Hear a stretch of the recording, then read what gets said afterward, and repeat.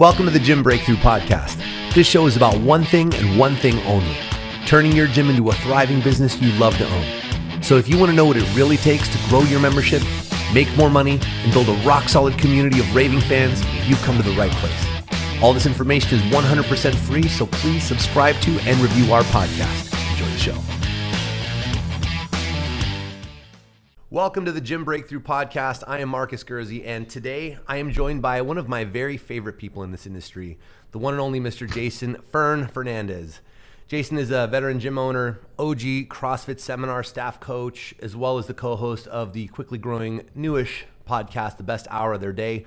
So Jason, super pumped to finally have you on here, man. Thanks for joining us. Thanks. Yeah, thanks for having me on, man. I appreciate that, and I appreciate the kind words. Yeah, man. So we met back in 2015 when I was still doing the Barbell Business Project with the Shrug crew, and it's been an honest pleasure watching you evolve over the years, because you've done so much in the time that I've known you. But that said, I actually want to start prior to that. So Tell us a little bit about your life before CrossFit. So who is Jason Fernandez? Oh man, before CrossFit, my life was largely consumed by athletics. And that's, I'm not unique in that sense. My dad is now retired, but was a basketball coach, coached for 36 years, 37 years maybe.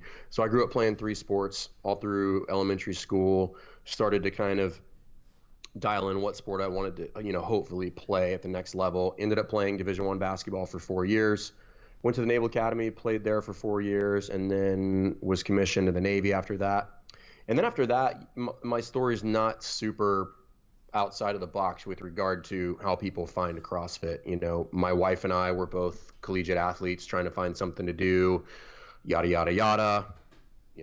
Same old story. Opening a gym would be nice. We do it on a whim. We do it super horribly for years, slowly start to figure it out, revamp it over and over and over. So, that's largely me. I never intended to be a coach.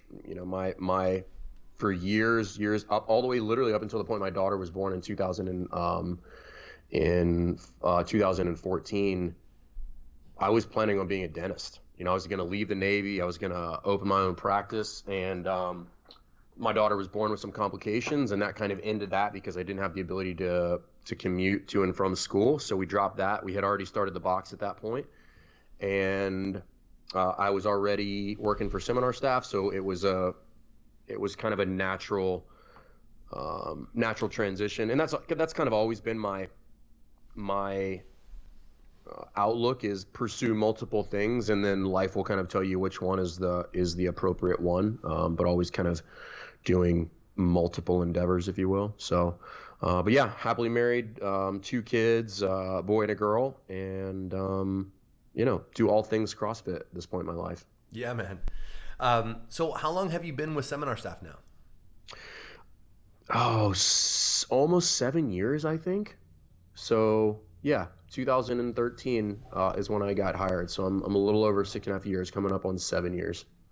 So you have racked up some certs. How many certs do you think you've been a part of?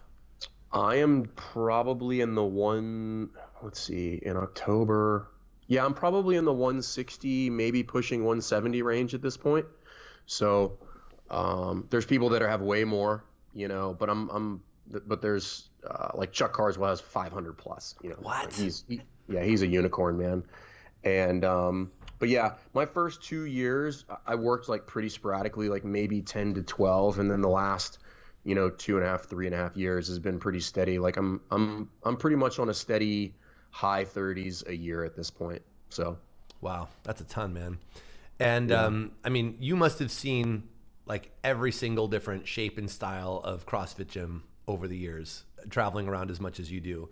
Do you have any favorites that stood out to you? Ooh, favorites. Let me think. Obviously Mayhem, CrossFit Mayhem. That one is just the mecca. And they've actually done some really cool stuff there. Like Rich Froning Sr. there is always revamping things, and they're doing some really neat stuff with regard to, they're putting in a coffee shop in there. Their retail setup up front is just probably the best I've ever seen. I'm trying to think of who else. Solus up in New York is super plush. Who is it? Is it 12th State down in Raleigh is a really nice setup. I like theirs as well. Who else? Trying to think somebody.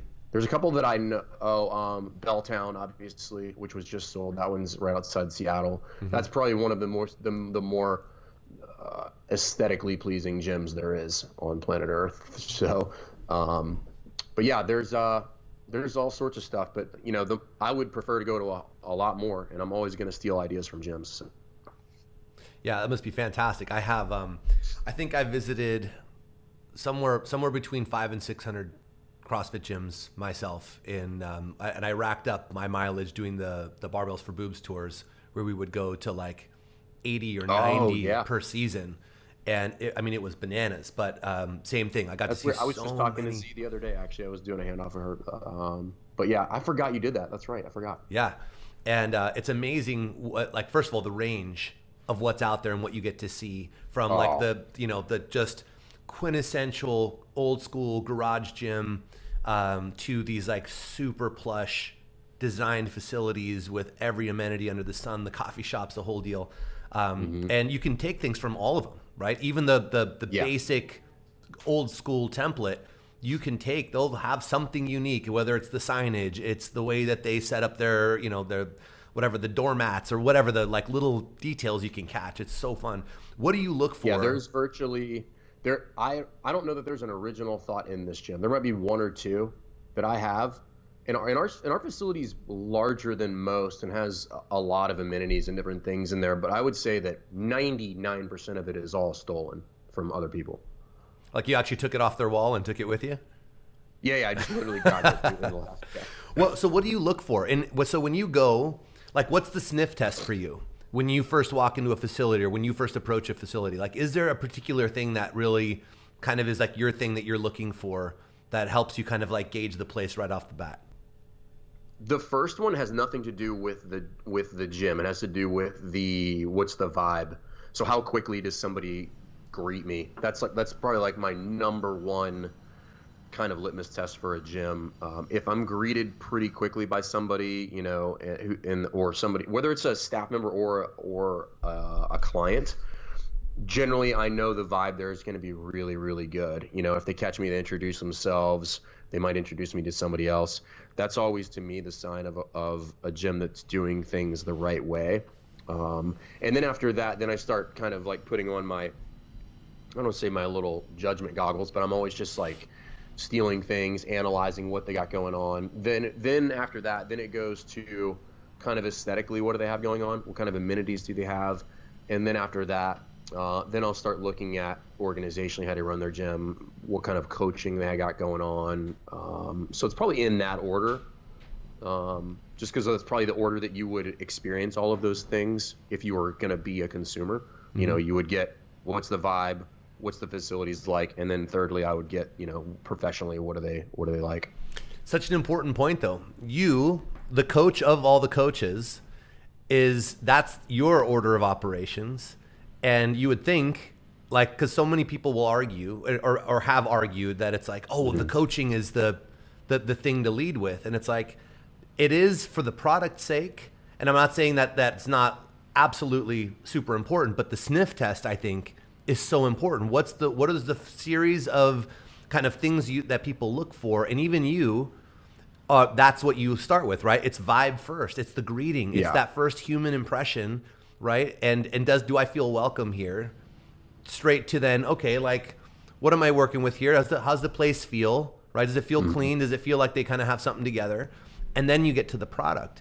And it's interesting because I think some people will still argue. And I just had this discussion a few days ago with someone who's like, the facility doesn't matter. None of that stuff matters. And I'm like, it totally matters, dude. Like, I hate to break it to you. Like, people care about what it feels like when you get there. And it didn't matter 6 years ago. It matters now because people have options. Talking about now. People have options. They can go to a different gym, and your service does matter. But, and it pains me to say this, but there's large argument for it doesn't matter as much as we would all like or hope. It matters once they're in, but the reason it's not necessarily as important, and I say that in air quotes, it's not their first touch point. Like their first touch point is not you teaching them something. Right. That's the secondary or tertiary touch point. That comes later, when you get to expose them to what you actually know and how you can actually help them, and are you able to educate and inspire and entertain all in one fell swoop when you're running a class, so but their first touch point is like your website. How fast did you get back to them when they came in? Did they get greeted? Was it obvious where they should go and who they should talk to? All that stuff. That's their first taste of the facility. 100%. Yeah. I mean, that I care a lot about the quality of the coaching and the product. I by no means am dismissing that or saying it's not as valuable, but I think that when it comes to the business side of things, which, a lot of the people following this are gym owners and who are trying to step up their game and improve their businesses and learn that, that stuff does matter, right? You're not going to get a second date if the first date didn't go well. And the first date's typically not how well do you know your progressions and regressions and all that. Yeah. It's, do people feel like you care? Okay. A question for you. Okay. How do you see all of this? I mean, you've been teaching CrossFit for so long, and I mean like CrossFit on behalf of CrossFit. If you could change anything about the methodology, is there anything that you would change about the methodology, knowing all that you know now? Or do you feel like there's anything missing or anything that it's evolving to or could evolve to? Honestly, this is going to sound like a cop-out, but no, I don't think anything needs to be changed about it. What I think needs to change is people's understanding of what good coaching is. So I think people just need to do it better. The number of people that only have their level 1 and are running a facility, or probably wouldn't pass the old, QA test for all those people who are screaming, to the rooftops for quality assurance. The number of people that probably wouldn't pass that test if you brought in an objective observer, somebody who wears a red shirt who owns an affiliate and has the idea of like what good coaching is. That's what I think people need to do better, and a better understanding of how the basic methodology can span such a massive group of people, like some of the stuff they're doing at HQ now with the underserved population, where they're bringing in basically the uber elderly and the really sick, and they're doing CrossFit with those folks. And your understanding of the methodology will allow you to do that. But I think a lot of people have just, are resting on their laurels, and I don't necessarily fault them for that. I think people don't know what they don't know. Totally, right? Do you feel okay, let me put it this way. When we had our facility, and this was right before you guys, or before, not you guys, HQ, like updated the certifications, added the L3, L4, we required all of our coaches to actually be L2 certified to be considered an active coach. Otherwise, you were still in training, basically. Like an L1 was like, welcome, you can start shadowing and start training. But before you started running anything, the L2, because the L2 I think was so practical. And for me, in all the certs that I took, it was the best one by a landslide. I did it twice. I went back because I enjoyed it so much, and I took my staff, and it was fantastic. And so, I mean, based on the cert structure as it is today, do you feel like I mean, out of the different certs, is there one that you feel would be like, hey, I think everyone should do the L2 at least to get up to speed, or hey, you should be striving for all 4 levels? Like for a regular gym owner running a CrossFit gym, where do you think the sweet spot is? I think everybody should take the level 2. I still to this day think it's the best course we offer. It can simultaneously be the most painful course that we have, just because the feedback there is, the delivery of the feedback's been polished over time. So it's not necessarily as harsh as it used to be, but it is accurate, and the feedback can sting. But that's how you get better at anything. That's right. How you get better as a gym owner. If somebody comes in and tells you that the way your systems are set up is hot garbage, but which we've all been there. But I think the level 2, and then after that, this question does come up quite a bit. What should I do next? And with the exception of basically the level 1, the level 2, I don't think that it matters. I think you're either pursuing continuing education or you're not. Like I think it's that simple. I don't think of, should I do precision nutrition? Should I do the gymnastics course or the weightlifting course or USAW or OPEX or whatever? Do them all. Like it doesn't matter. The point is that you're pursuing more information and figuring out, does this fit my vision? Does this fit my skill set?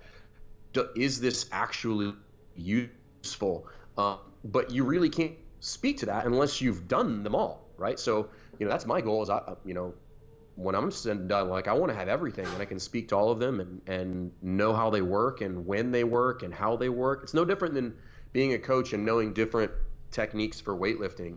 It's not all or nothing. I want to be aware and competent of all of them so that when the situation does arise that I can use this one, I can use it. I can pull that trick out of my pocket and use it where it's applicable. So, the level 2, I think, is the best place to get feedback from people who have seen a lot of coaching and can really dial you in and give you, hey, these are the 2 or 3 things that you need to work on right now that will level you up tomorrow. And then from there, it's just continuing feedback. I mean, there's more and more places to get that feedback today than ever. It used to be just the level 2, but now there's the level 2, there's a level 3, the level 4 will be online end of March. They have the coach development programs that I'm a part of that's run by Denise Thomas, James Hobart, and Austin Maliolo, and you can show up to somebody's gym and get 3 to 5 days of feedback, just full immersion.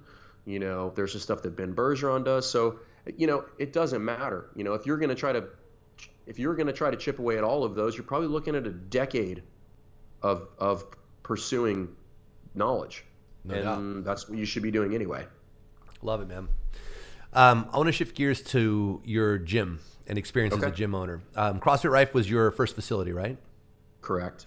And when did you say you guys opened? 2009. 2009, man. So you guys are on 11 years now this year. Yeah, this year will be 11 years. Wow, man. You've seen everything evolve.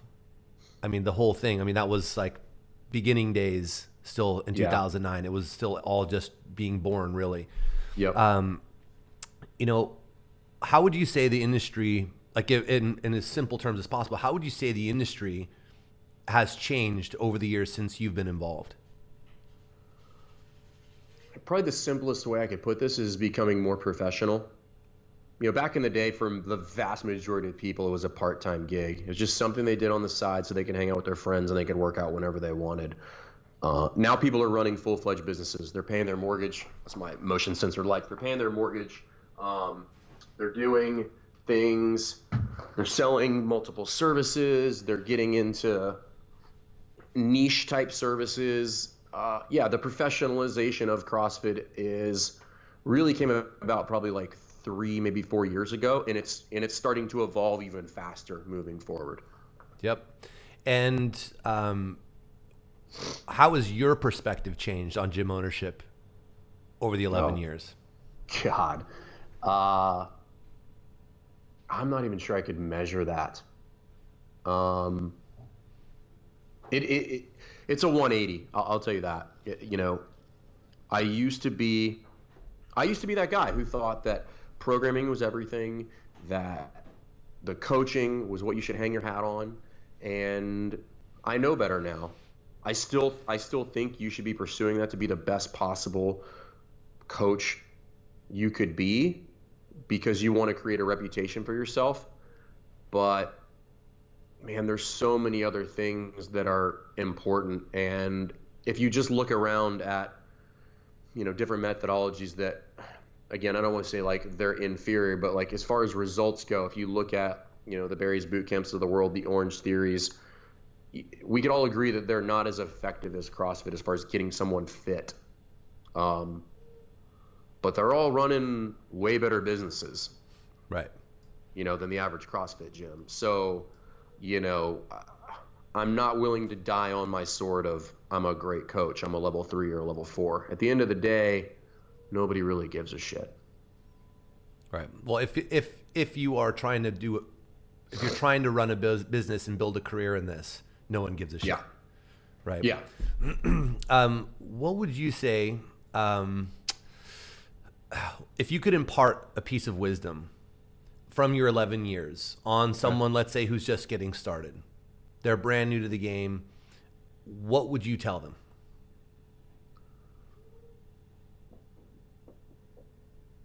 Move slowly. Move slowly, meaning there's so much information out there on if you want to run a particular type of gym, how you should structure your offerings, what services you should provide, what's the perfect space to athlete ratio, how you should run your books, the development of your coaches. And the number of people that I see that are still just kind of diving in blindly, it's a little alarming, you know. And we didn't have a choice 11 years ago. Like there was no template. Nobody knew how to do it. It was just open up your gym, like let's do CrossFit, and we'll build the plane while we fly it. That's not an excuse anymore. You don't have an excuse to do that, and don't be blinded by your passion. Because you love CrossFit. Because if you don't do your due diligence, if you don't slow roll it, and you don't have somebody else double, triple, quadruple check your thinking and how you want to do things, you will end up not being passionate about it. You will end up being a salty, old, grumpy person who is not helping anybody, you know? So really pump the brakes on it. Make sure financially what you're going to put together is viable.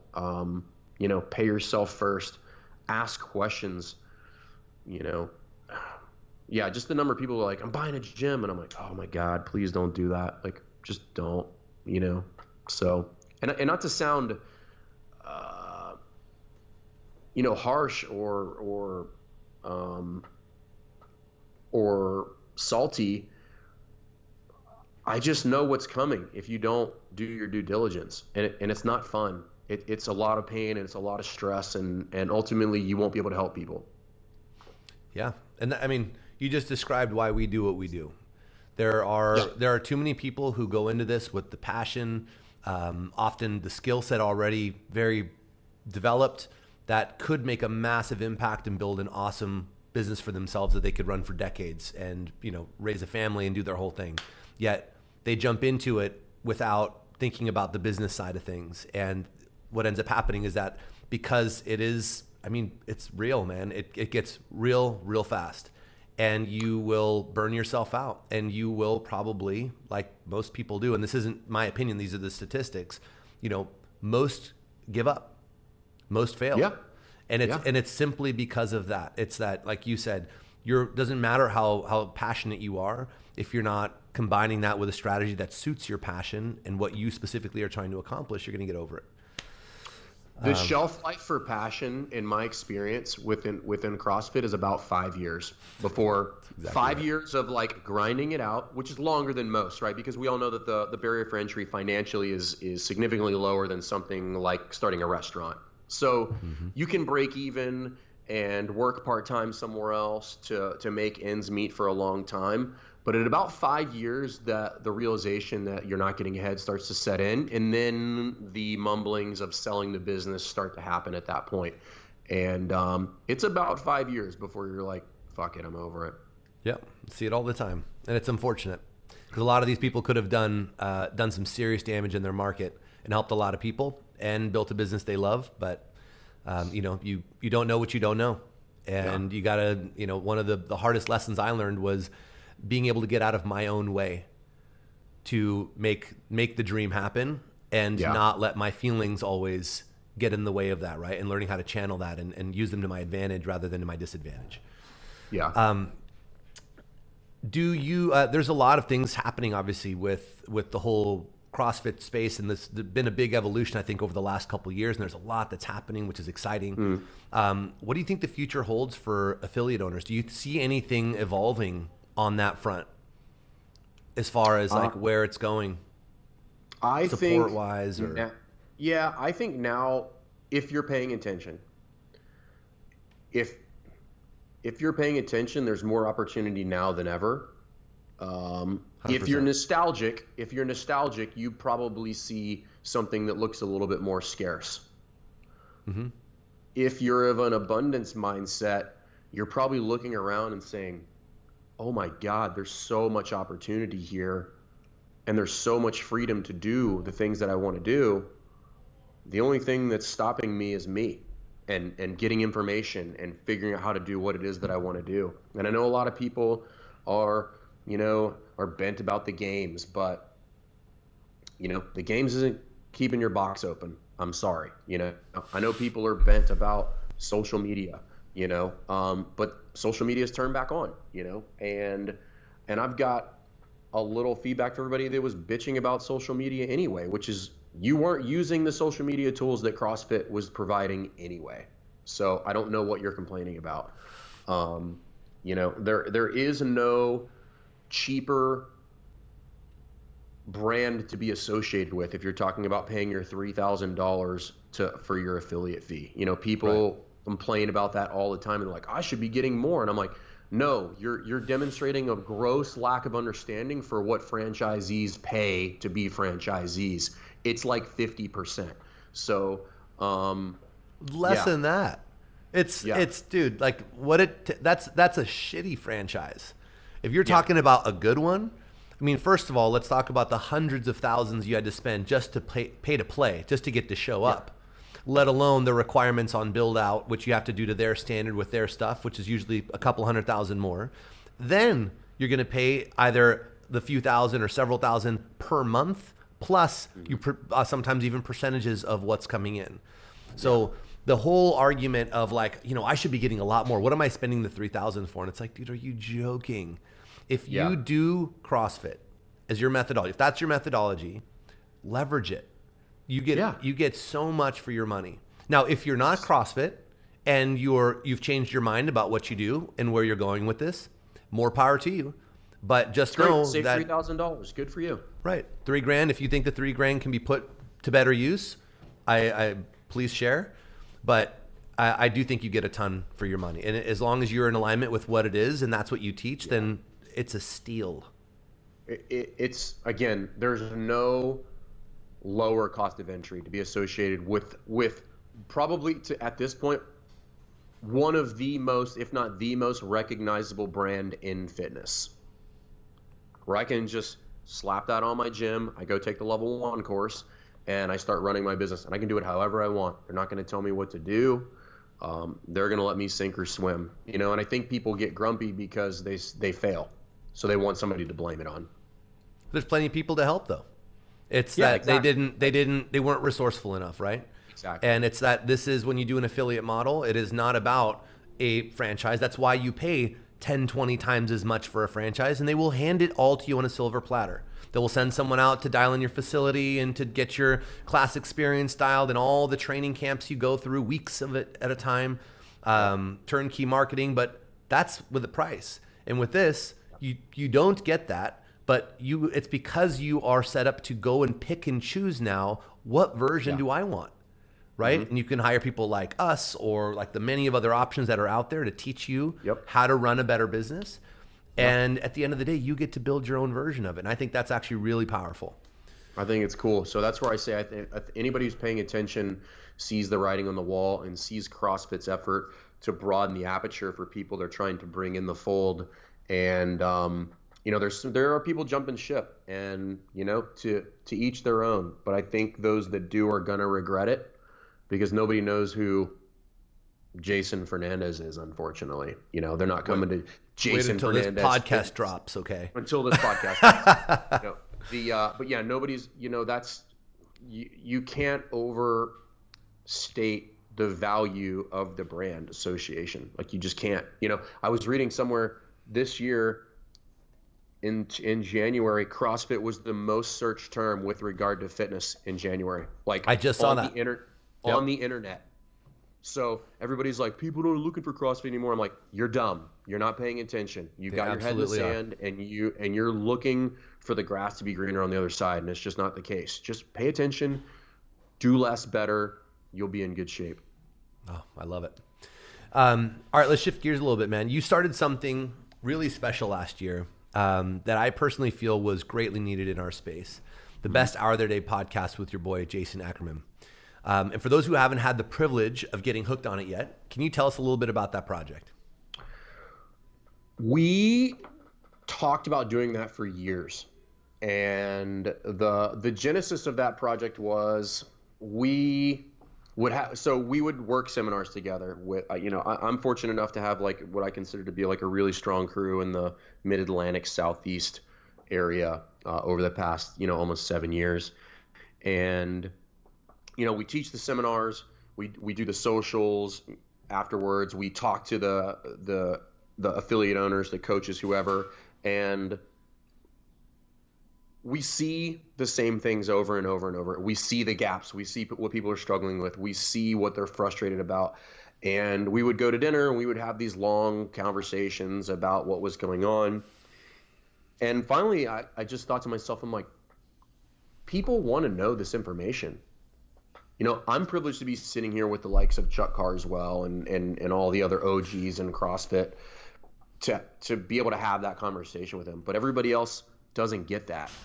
Well, how can we just give that to the world? Like, how can we just have these conversations, but have everybody else be able to tune in as well?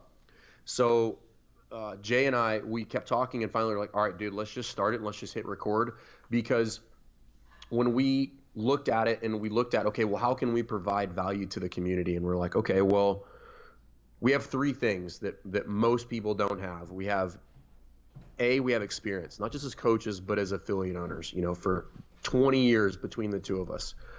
B, we have the expertise. We've both coached. He's coached more than I have. He's probably in the 200, mid to low 200s on seminars. So between the two of us, we'll call it 350 to 400 seminars. So a whole lot of athletes, And then the third thing we had was access.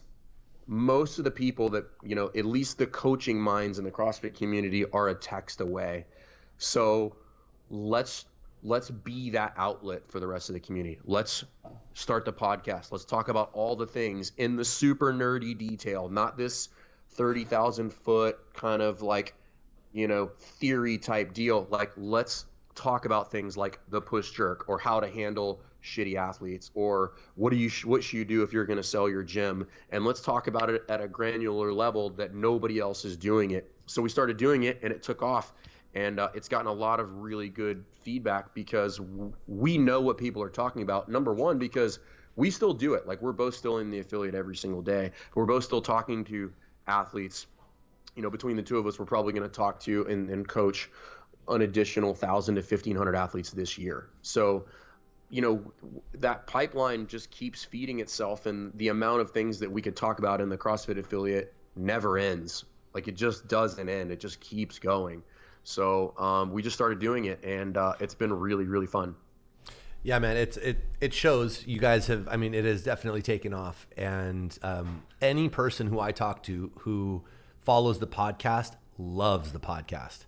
And tip of the cap to you, man. You guys have done a phenomenal job in going from, like you said, dinner conversations to a rapidly growing following, and it's because you guys are creating such great content.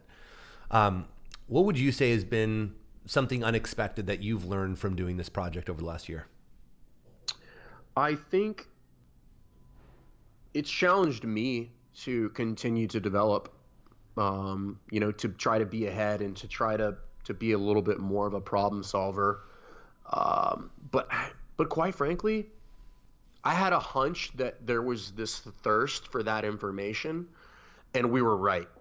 So in that sense, I wasn't surprised. I was almost relieved that I was right. I was like, man, I really feel like the underserved population in CrossFit is the coaches, oddly enough. Like oddly enough, it's the coaches, right? So if we think about all the stuff and like all the services and consulting and everything, athletes, like there's people writing program out there for athletes. There's nutrition that people are doing for athletes. There's all these things. There's rehab for athletes, Active Life RX. There's Mobility WOD. There's Go WOD. There's so many things for athletes. It's absurd. Like I'm not even touching that space. I don't care. And then in the past 3 to 5 years, there's been this huge upswell of people like you who are coming in and really trying to shore up the business aspect of it, which is like, hey, you need to run a solid business that provides a good experience, that's got systems that allows the business aspect of it to thrive.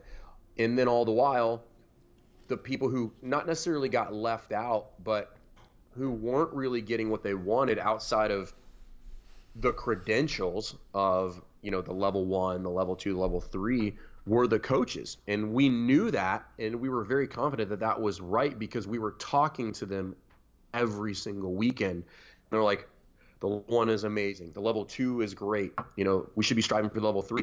But there's massive gaps between those things, and there was nobody there trying to filling that void. And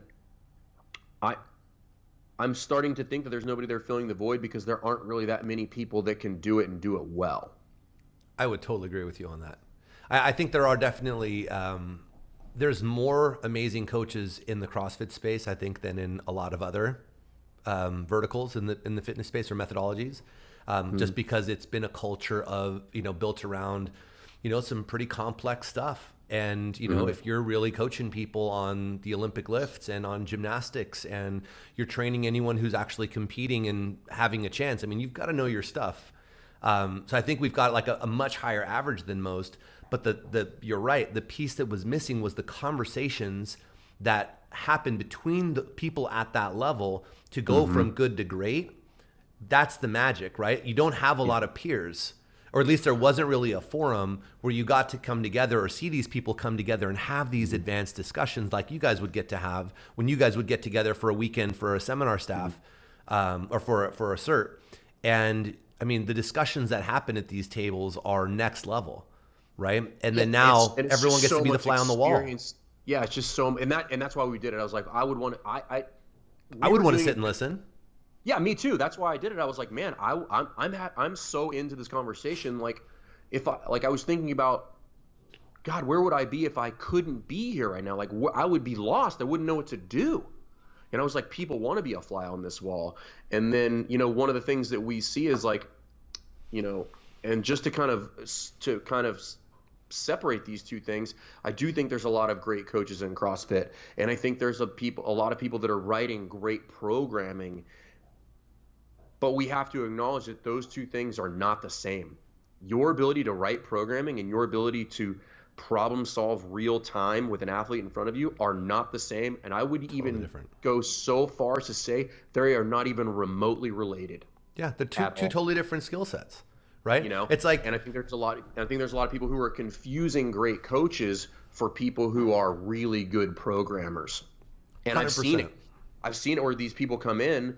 I've seen high-level people who write great programming, who people pay money to, lots of money, who come in to coach at the level 1, level 2, and are not great coaches. And again, that's not a knock on them. They just happen to be a savant in the art of writing programming, right? And that's fine, but they're different. They're different things. And what we all have to be at the affiliate level is great coaches, not great programmers. Couldn't agree with you more, man. The product is not the programming. The product is the experience and the ability to feel to feel like you're getting coached in a way that's meaningful, not just cheer led, but where someone's really helping you improve quality of your movement, make progress, avoid injury, overcome injuries, etc. And that's really what they're paying for. At least that's the main product rather than the programming. I've seen lots of people whose programming, if we looked at the actual programming, wasn't even great and borderline sometimes, on the lower end of the spectrum, but they did such a great job in facilitating the class and in coaching the people. Nobody cared. Yeah. Nobody cared. No one's picking apart the overall programming template this guy followed or put together as much as, how did this make me feel? And I'm showing up 5 days a week because I love the feeling I get by coming here. They're going to make more progress than the guy with the better program that runs a crappy class. Yeah. If I could frame this up for everybody, if you want to think about programming, and we'll talk about general population, there's large argument for the fact that programming, for the most part, doesn't matter. And we know this because there's a lot of gyms out there who have like every program under the sun. And for the general population, as long as they come in, as long as they're doing something that looks like constantly varied function movements executed at high intensity, and they're maximizing and trying to move with optimal technique, but not doing it at the expense of, or move with intensity, but not at the expense of technique, they're going to get fitter, and they're going to get fitter for a really long time. Once we start talking about like the need for specialized programming, you're talking about a different level of athlete that most of us don't have in our facility. You know, now this is not to knock people who are just gym rats and want to do certain stuff. Like, that's cool. If you want to do that, do that. I'm not knocking that in that industry. I'm just saying it's not necessary. But if you want to do it, that's fine. But there's way too much data that would just outright say that GPP, one workout a day, will get you fit for years, decades even, depending on where you start. 100%. Love it, man. You guys recently started doing a segment called Dropping In. What is that all about? So that looks like fun and looks like something. I haven't had a chance to check it out yet. I know you guys are just a few episodes into that. Yeah. Tell me about that. So because we've been to a bunch of gyms, we kind of wanted to do the same thing with regard to coaching with the affiliates, because like as we were talking about, like you and I have had the opportunity to go into hundreds of gyms between the two of us, and there's unique things about all of those gyms, and unless you've been in an affiliate for years, unless you've been into lots and lots of affiliates, you probably don't pick up on a lot of these weird little nuances.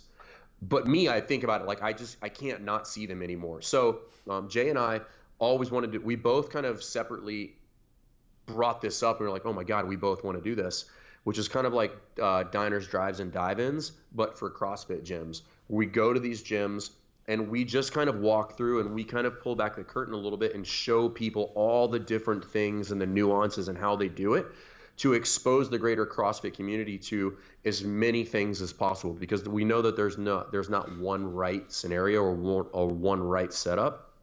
So let's just go to these gyms. Let's turn on a camera and let's talk about all those nuances. Let's pick apart like how people store their barbells and what the lobby looks like and how they lay out the classroom on the floor and how they set up their showers and all this stuff that most people don't pay attention to.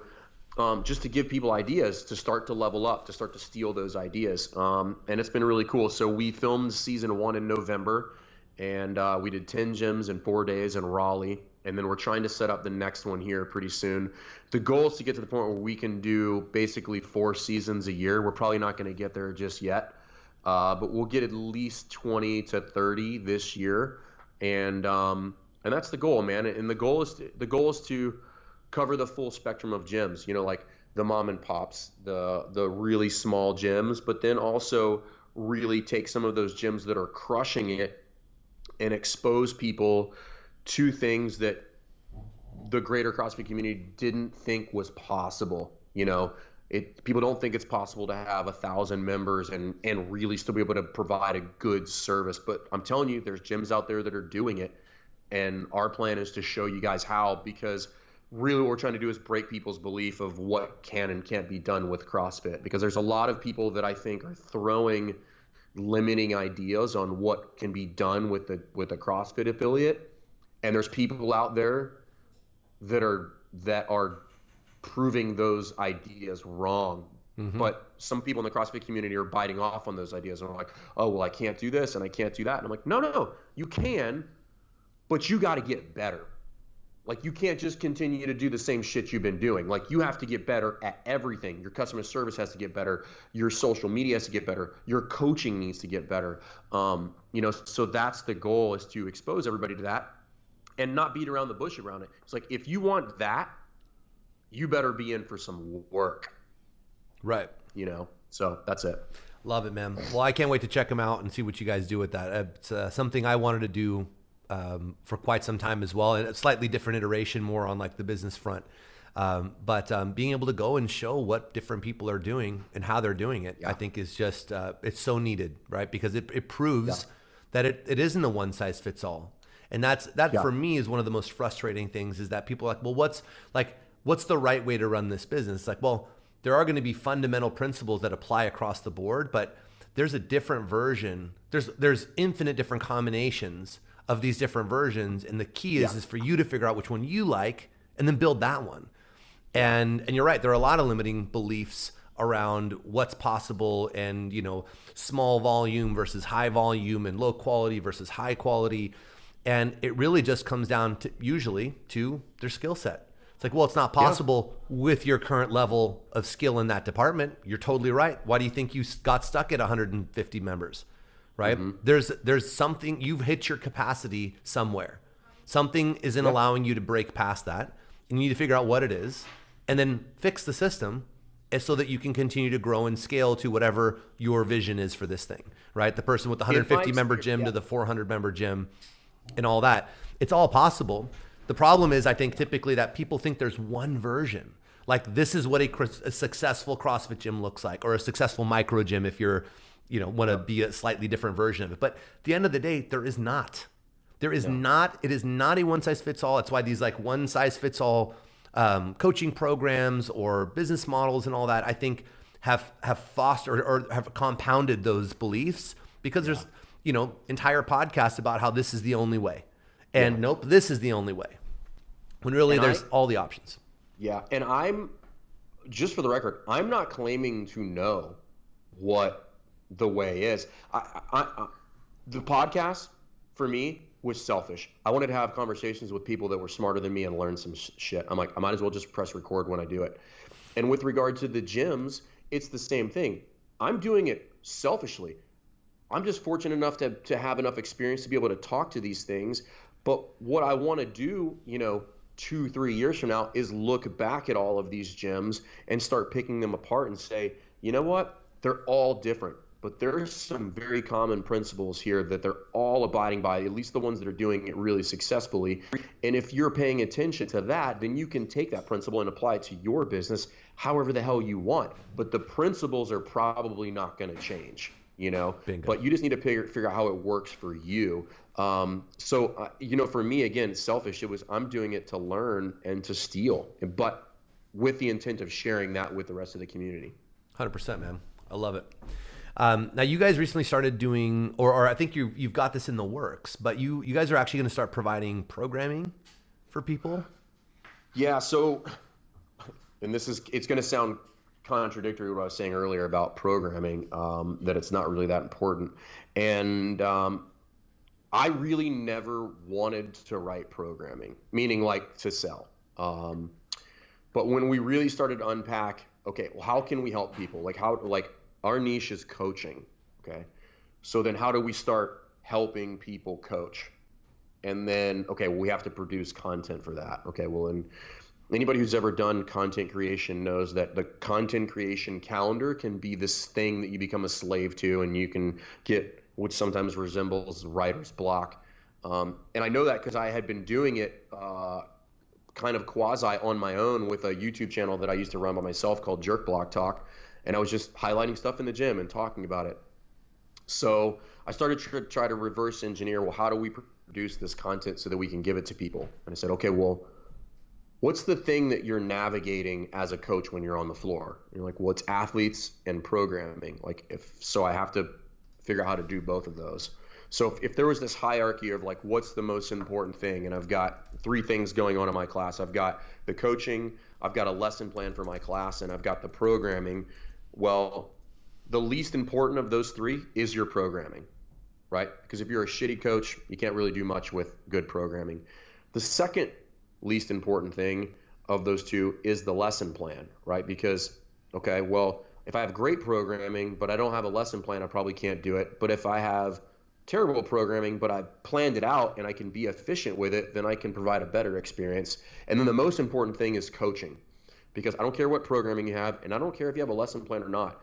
Those are only as good as your ability to facilitate them, right? It's only as good as your ability to coach, to see and correct, to make it fun, to run things timely, to have group management, to have good presence and attitude. So we wrote the programming and the lesson plans with the intent of that being how we build the coach development content.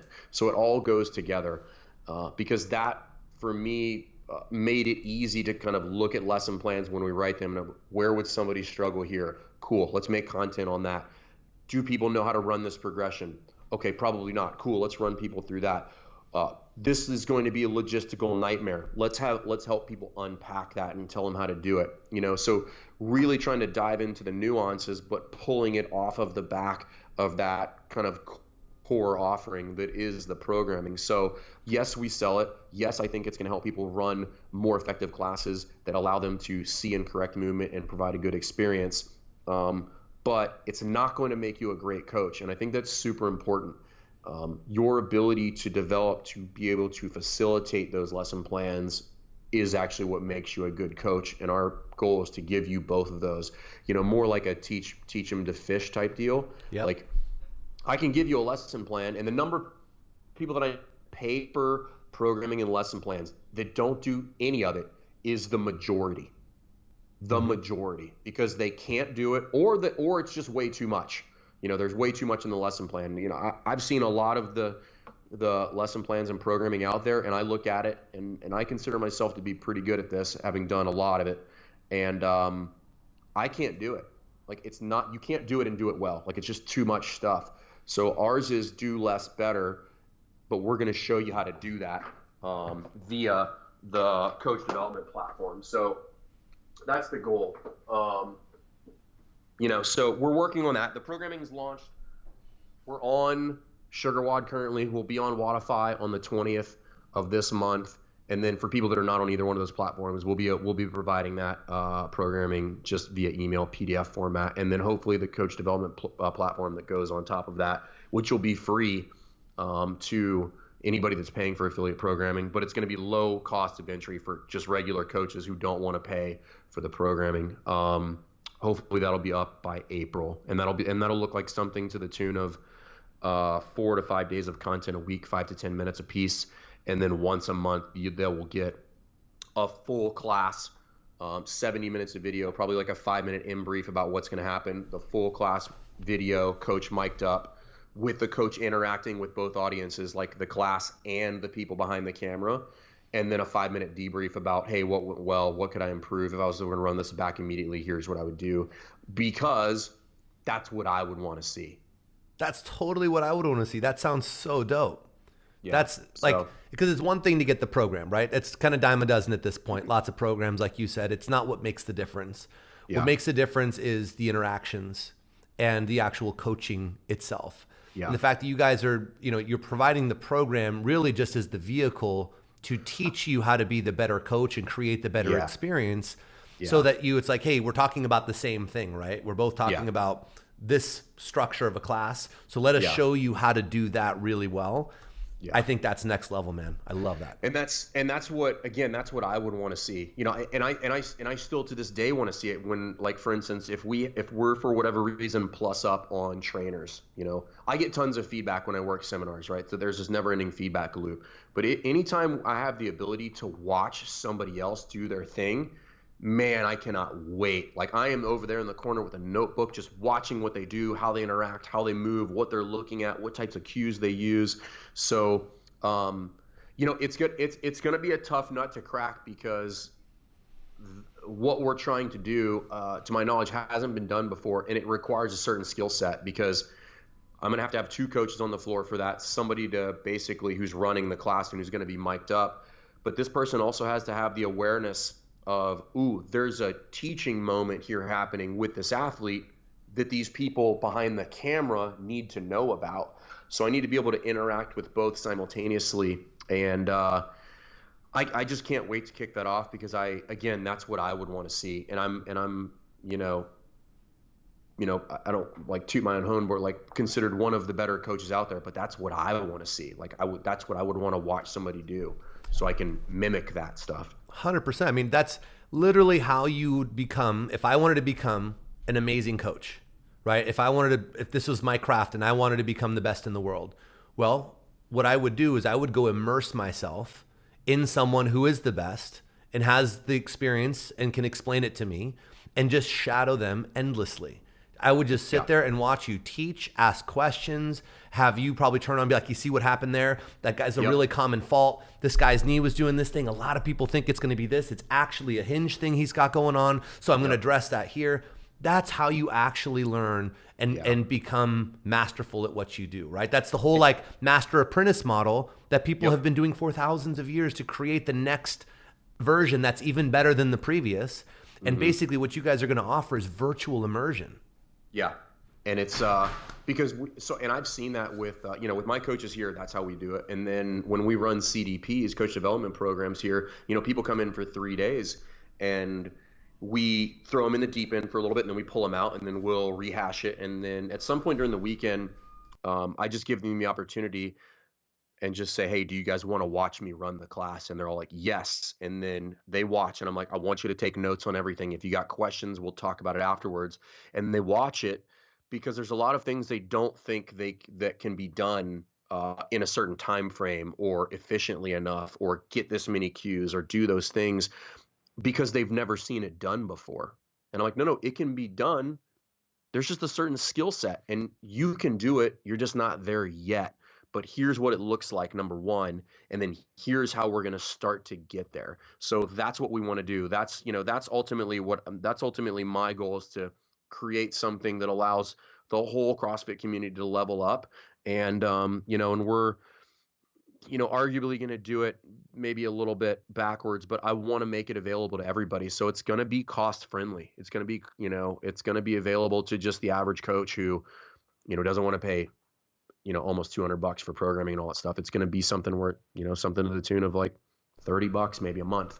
But if you're thinking about the amount of content you would get in a 30-day window for $30, some people are going to be like, you're an idiot. You should sell that for hundreds of dollars. But, hey man, you guys are going to provide a lot of value to a lot of people and level up the entire industry. I think anyone who sees this will, I could not imagine a better spend. I mean, like you said, for 5 times that. So not to mention you're getting your programming provided for you on top of it. So something really special, man.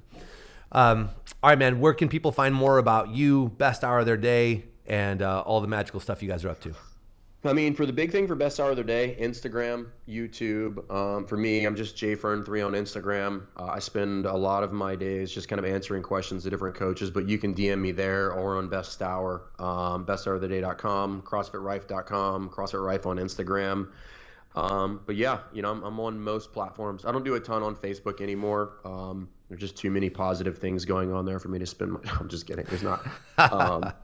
But yeah, I spend probably the majority of my time on Instagram, and then just getting in the DMs. But if you want to find me, you can find me. I'm out there. We run CDPs here at our gym. If you're looking to do an immersion, 1 or 3 day courses almost every other month, and those are limited. Those are only like 3 people max for those. And then if you're looking, you got questions about programming or about what our programming looks like.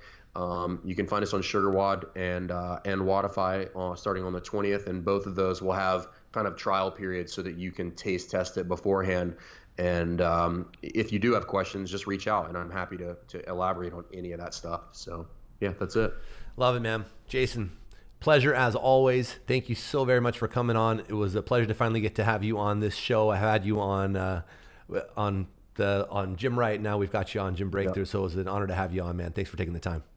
Always appreciate the invite, brother. It means a lot. Thank you. Absolutely. We hope all of you enjoyed the show as well. We will link to all the stuff for Jason and Best Hour of Their Day in the show notes on our new site. That's going to be, that just dropped too. We're going to be loading all these episodes up there too. So you can find all the information there. And meanwhile, have yourselves a great rest of your day. And we will look forward to seeing you guys on the next episode. Until then, bye-bye.